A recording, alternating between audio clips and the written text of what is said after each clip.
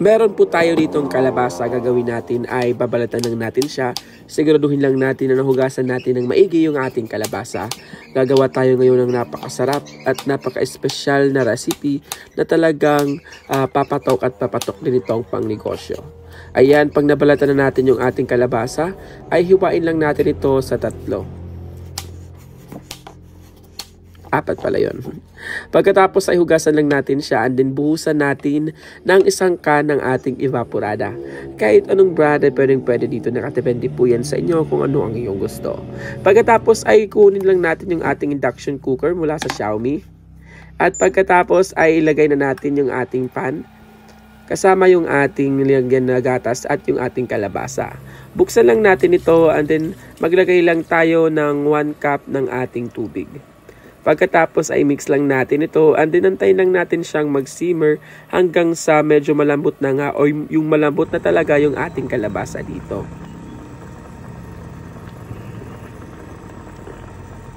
Ayan guys, sa gatas natin pinakuluan yung ating kalabasa dito. Hindi natin siya pinakuluan sa tubig para mas lalong maging creamy siya yung ating kalabasa. Siguraduhin lang natin yung ating mabibiling kalabasa ay yung magandang kalabasa talaga, yung wala talagang uod. Pagkatapos ay kailangan talagang mahugasan natin maigi yung ating kalabasa.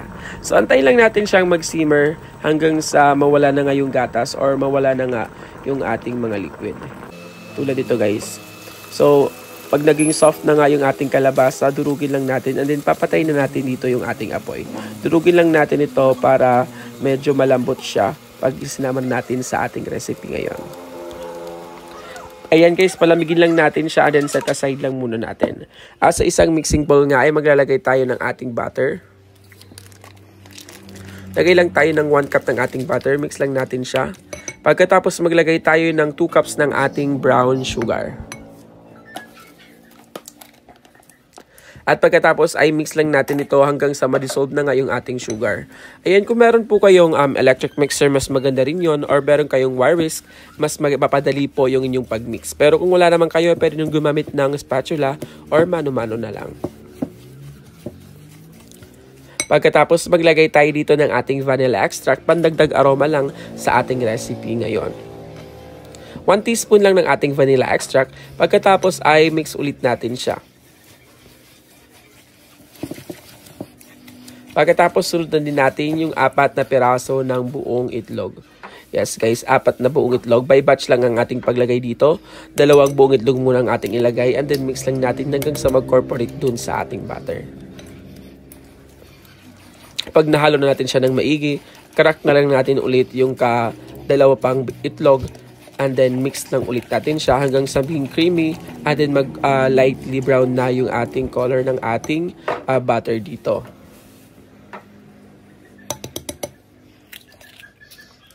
Ayan guys, yung size nga pala ng ating itlog ay large, medium to large. Basta wag lang kayong gagamit ng small. Pag gumamit kayo ng small ay pwede kayong dagdagan ng 1 pang itlog, bali 5 itlog. Pag small yung inyong ginamit dito.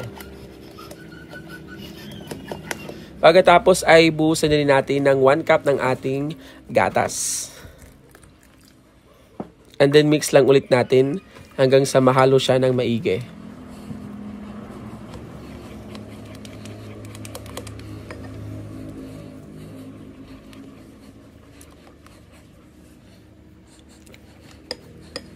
Ayan guys, pagkatapos, pag malamig na nga yung ating kalabasa, ay ibuhos na natin dun sa ating butter.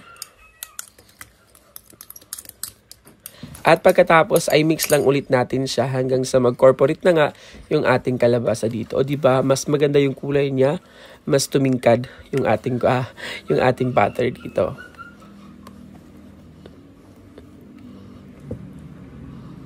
Pagkatapos ay dun na tayo sa ating dry ingredients. Mag-sift lang tayo dito ng 4 cups ng ating all-purpose flour. Ayan, kung wala po kayong all-purpose flour, pwede kayong gumamit ng cake flour na lang. Nakadepende po yan sa inyo. Siguraduhin lang natin na na-sift natin ng maigi yung ating flour para talaga hindi siya magbuo-buo pag i-mix na natin siya or binake natin siya mamaya. Ayan guys, 2 cups lang pala ng ating all-purpose flour ang ating gagamitin dito.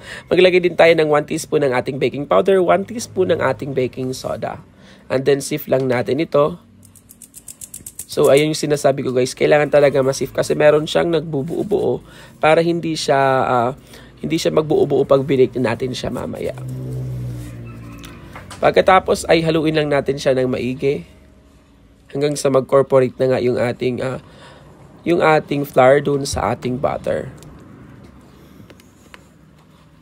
Ayan guys, wag natin po siyang i-overmix kasi pag i-overmix natin, hindi siya magiging gaanong aalsa yung ating cupcake.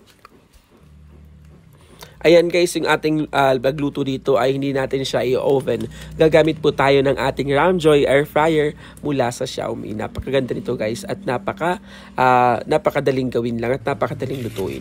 Ayan, so meron po tayo ditong muffin molder para sa air fryer. Ayan guys. Pag bumili ka ng ating Ramjoy air fryer ay libreng-libre na ito yung ating muffin holder. Ayan, maglagay lang tayo ng liner and then meron po tayong ice cream scooper. Scoop lang natin siya, 1 scoop lang. Huwag natin pupunuin yung ating liner kasi may tendency talaga na aalsa pa talaga yung ating cupcake o yung ating butter. So kailangan talaga 3/4 lang ng ating liner ang ating ilalagay dito. So, lagyan lang natin siya lahat and then ililipat na natin or lulutuin natin dun sa ating air fryer. Ayan guys, ito na nga yung ating Ramjoy air fryer. Napakaganda nito guys. Sa mga gustong bumili ay available ito sa Lazada at sa Shopee. Ilalagay ko na lang yung link sa ating description box. Ayan, so touchscreen siya guys. Set lang natin ng 180 degrees yung ating temperature. And then yung ating timer set lang natin ng 25 minutes. Ayan, para sa mga gustong bumili ng ating Ramjoy air fryer, ay available na ito sa Shopee at Lazada. So, nagkakahalaga lang ito ng around 2,000 pesos. So, ayan guys, after 25 minutes, ito na nga guys, yung ating napakasarap na kalabasa muffin.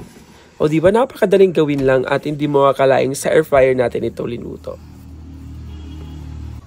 Ayan, para po sa ating complete list of ingredients ay nilalagay po natin yan sa ating description box sa baba. Maraming salamat sa panonood. I hope ay meron po kayong natutunan na naman dito sa ating napakasarap at kakaibang recipe gamit yung ating kalabasa at gamit yung ating Ramjoy air fryer mula sa Xiaomi. Para sa mga gustong bumili ng ating Ramjoy air fryer ay pwede kayong mag-visit sa kanilang website na Ramjoy Philippines or sa kanilang Facebook page Ramjoy Philippines at Xiaomi Philippines. Available po nito sa Lazada at sa Shopee. Ilalagay ko na lang yung link dun sa ating description box sa baba. Maraming salamat sa panonood. Sa iyo again sa ating mga kakaiba at napakagandang recipe na matututunan niyo. Maraming salamat at yun lang po.